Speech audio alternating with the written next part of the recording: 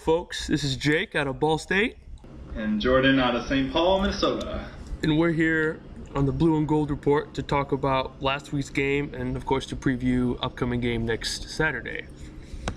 To kind of preview last week's game, which was Notre Dame versus the University of Massachusetts, the Fighting Irish were able to steamroll over the Minutemen in a 62-27 victory. One big thing that we can pull from this victory is the fact that our defense looked a little bit sluggish in the first half. We allowed 20 points in the first half, but then we kind of pulled up our bootstraps and only let 7 go in the second half. So we were a lot quicker, more aggressive to the ball in the second half, I think. We also had 9 freshmen play in the throughout the game, including a freshman quarterback. Got some play time, so that was really good to see. What did you overall think about our defense in the game, Jordan? Just real quick. It's a tale of two halves. First half, it looked pretty atrocious, and we talked about this in our pregame. I don't know if they were just not ready for a team so great, or let's put it this way, they weren't ready for a team who looked so crappy to be fairly average, or if they just didn't show up. I don't know what it was, but the second half they worked out their kinks and they were fine. Yep, I agree. Okay, so there were a couple injuries on the day, one of which was Corey Robinson, who is one of our star wide receivers on the Fighting Irish squad. He just had a little ankle injury during warm-ups, actually. But he will be, the Notre Dame medical doctors have said that he will be ready for the Clemson game on Saturday.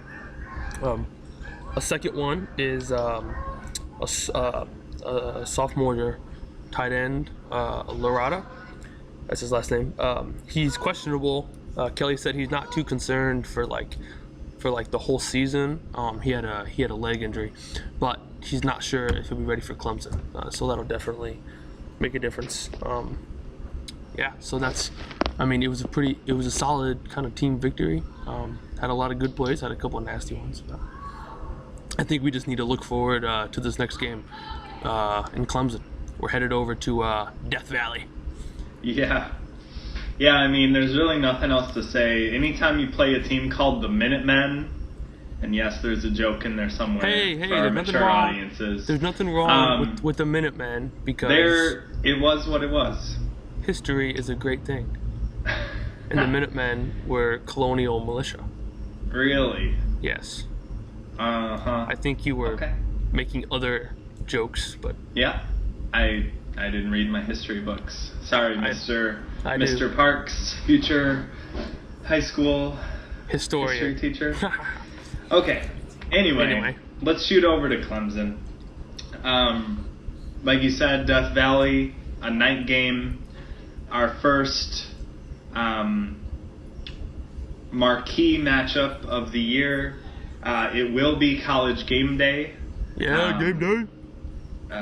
It will. And I was trying to think, Jake, do you remember, were we in a game, Florida State last year was game day. So we lost that one. The year before that, no. The year before that, no. The year before that, you and I went to the Stanford game. And that turned out luckily. So I was trying to think of our record during game day games, but that's probably not a good. By the way, all those pictures from that day that I thought I lost because I broke my phone a couple weeks ago. Nice. I had them backed up on the Verizon cloud on accident. Yes. So I have them. That's fantastic. That's so clutch. Anyway, I know. I'm sure our viewers care deeply about this. Oh yeah. That's awesome though. Oh yeah. That's so great. Okay. So back up your photos, guys. Back up your photos. There you go. Public service announcement for the day. Yes. Only you can prevent deleted memories. Deleted memories of photos from football. So, the Clemson Tigers, speaking of deleted memories, they look at last year and they look at the 3 losses they had in 3 extremely big matchups. Most of them fairly close games that really could have They could have been a playoff team last year. Oh, definitely. And they bring back, of course, Deshaun Watson to go against our Deshaun Kaiser. And we'll see if he's kind of he's the ACC first string quarterback of the preseason. All this hype. However, he hasn't played that great so far. Was not stellar against Louisville in the only matchup that's meant anything this year so far. A couple things to know. They are 2-point favorites. I think a lot of that... Clemson is 2-point favorite. Clemson is. Yeah. Yes. Okay. Clemson is a 2-point favorite. Yeah. And this is, more than anything, I mean, what do you think, Jake? For me, this is more about figuring out who these teams really are. Neither of them has really been tested in the way we thought they might have been early on in the season, and haven't really had an opponent to kind of size up their talent. What do you see in this game? I would agree. I mean, we know that Notre Dame's schedule so far, while we've had a couple of close calls, hasn't been sort of very testing. And if we look here at the Clemson schedule, nor has theirs. They've won in the first 2 games. They won by more than 30 points, easy win.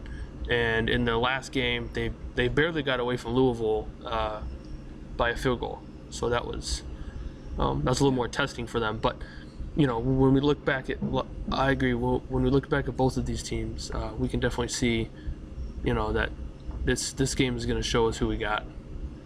Definitely. Yeah. So this will be a game to watch some really elite players. Like I said, Deshaun Watson was in the early season Heisman campaign and could be there by the end of the year. The big key for us, their 1,000-yard receiver from last year, Mike Williams, is going to be out for this game. He's been out for a couple games so far, and they're not sure when he'll be back.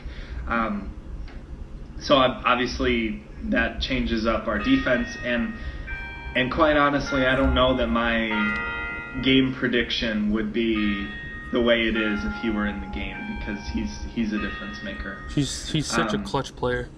He really is. Their defense was number 1 in the entire country in yards per game last year. However, they've lost 8 starters. And like you said, Jake, they've been a little bit wavy so far this season. And that's against, I mean, let's be honest, our defense has some question marks. We saw that against Massachusetts. But for starting a freshman quarterback, sorry, not a freshman, but but he's a sophomore, though. A sophomore quarterback. Our offense is fine.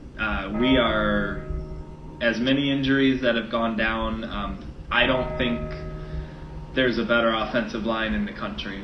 No, I would agree. And so you look at, just looking up some of these stats, I could point numerous guys out, but Will Fuller has 6 receiving touchdowns already this season in 4 games. He averages over 100 yards receiving a game. And CJ Prosise is the same. He's got 6 touchdowns running and over 100 yards rushing a game. And then you got, and then you look at a guy like Josh Adams, who's a true freshman. He's already got, I don't have the stats in front of me, but I want to say 4 touchdowns on the ground. Wow. Between the 2 games, or 3 at least. Yeah, he's got a couple. Spectacular. Fuller and Prosise, and I hate to say their names because maybe they're not, lest they get injured, but with 12 touchdowns between them, I didn't study math very hard, but if I take that over 4 games, what's that come up to? 12 over 4, 3? It's 3. Is that right? Yeah. 3? Translate that to touchdowns. That's 21 points a game just those 2 guys are putting up. That's crazy. And that hasn't changed one bit by putting in a different quarterback. So that's good. Yeah, that's phenomenal. So so I guess we'll move on. But real quick, Jake, do you have what's your pick for this game? My pick. Okay, I gotta go with the Irish, of course. I've been wrong every week so far. we've won by a lot more, or it's been really close.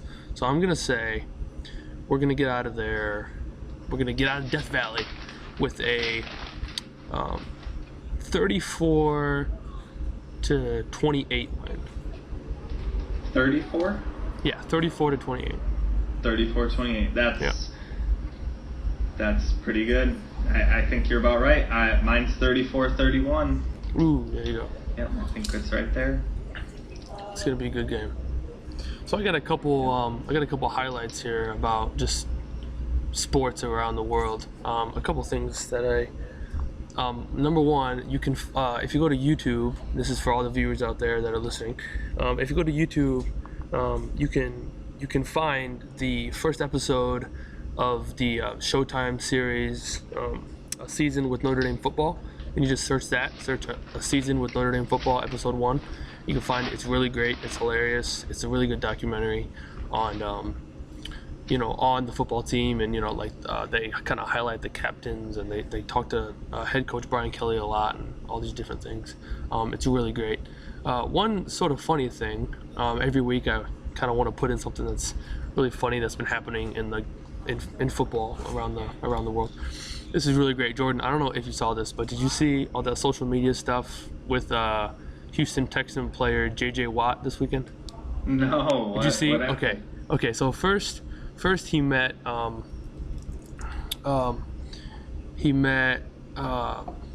Mario Lopez at at a football game. He came to the Texans game, right? And he was, of course, Mario Lopez was AC Slater in Saved by the Bell. Saved by the Bell, thank you. So Okay. then J.J. Watt tweeted out that picture, and he tweeted, "Where is Kelly Kapowski?" Which is, of course, the character in the TV show that was like amazing and like beautiful, and like everybody loved it, right? Especially like a 90s kid or 80s kid like him. Like, she was just gorgeous. So then, like the next day, the actress of Kelly Kapowski, who is Tiffany Thiessen, she tweeted out a picture at him holding did you ever see the Sports Center, or the not Sports Center, but the men's health thing that he was on? Men's Health magazine cover that he was on, and she said, "I heard that you were looking for me. Good game Sunday," or something. And he just like freaked out. Like, he started like tweeting it. He was like, "Oh my gosh, this is going crazy." It was just really funny. Awesome. I don't know. I thought it was hilarious because it was like because she was like, I heard you here. I have the tweet right here. "I heard you were looking for me. I'm in LA catching up on my reading. And by the way, good game today." And she's holding up the magazine. So that's hilarious. I think it's funny. Because it's like, he's like a normal person that's just like, "Hey, look at this." Yeah. person." Anyway. So that's my kind of news for the day. News for the week. All right. Well, I didn't quite go so far to do world events like you. I'm impressed. My only tidbit is about Notre Dame football, and I just want to put in perspective. I just thought this was such a weird statistic, and this is the only thing I got. Notre Dame, we're 6th in the country, we're 4-0, we're going into a big game this weekend. Who knows how that'll go, but things are looking pretty good despite all the injuries. Well, I want to read off the list of opponents that our opponents so far this year have beaten. All 4 of them. Out of 15 games, the teams we've played so far have won 4 games, and these are the teams they've beaten: Rice, Tulane, Alcorn State, and William and Mary. Oh, I didn't even know they even had a football team. Can give us any notable alum from any of these 4 schools, I would be amazed. And quite frankly, extremely impressed. Well, my history professor went to William and Mary. Does that count? Oh, well, that doesn't count. No, he's not famous. He wrote a book. All right. So that's the issue that we give to our listeners. The only other thing, we'll end on this. I would just like to throw out that my fantasy football team this week scored 160 points, beating my opponent by roughly triple. And it was not me, over by triple the way. their score. It was not me. Jacob. Okay, luckily. Say that. That win wasn't quite as ugly. No, it wasn't. And I'm saying this, one, because I'm proud of it, but more importantly, I've been trying to do research and find out where this ranks. I want to find out what high scores look like in fantasy football. So if you have an idea, if you have a fantasy team that's ever scored more than that, let us know, because I would love to know where this stands. He just wants to know if he's that good. Okay. Yep, that's exactly it. So that's all we got for the Blue and Gold Report. I do want to put a shameless plug in here and say that my birthday is on Thursday. So if anybody wants to like call me or tweet me or something, I don't know. Send a birthday cake in the mail. I'll be 20. Oh, that's a good idea. You better send it right now. Okay, so I think that's all we got. We got to get ready. We got to get ready for this game against Clemson on Saturday and go Irish. And happy birthday, Jacob. Welcome Yay. to one more year of people saying, oh, just wait till next year. Yeah, right? Isn't that the truth? All right, goodbye, folks. Have a great week. Go Irish.